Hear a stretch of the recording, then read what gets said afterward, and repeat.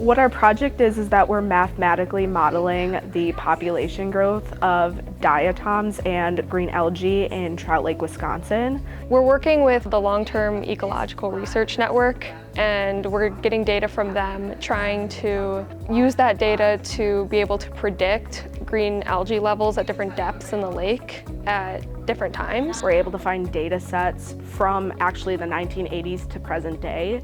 So we can use that, and then we set it in a program and we simulate the growth rate that way. It's important for a primary producer like green algae because knowing how well that species is doing is indicative of how well the overall ecosystem is doing. Something doesn't feel consistent because this is very sharp. Is this a different depth? The hallmark of a summer research experience at St. Norbert College is that we meet students where they're at in their skills and their abilities and their interests, and we're really developing them into independent thinkers with strong problem-solving skills. The fact that the school is so small, Dr. Leiterman had heard of me before she had ever met me, and she was like, well, I've heard that you like bio and math, and I was like, yeah, and she had this project idea, and she was like, well, you should really apply. It would be perfect for you, for your interests, and I was like, yeah, I mean, sold. This is the kind of relationship that starts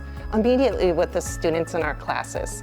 This does not happen at big universities. At a larger school, it seems like the TA would be the one even like teaching classes, and that's your go-to. Versus here, it's really nice having the professor be your go-to. They're the #1 expert. It's nice having them readily available, and not only are they like not off doing their research, but you're partaking in that research with them.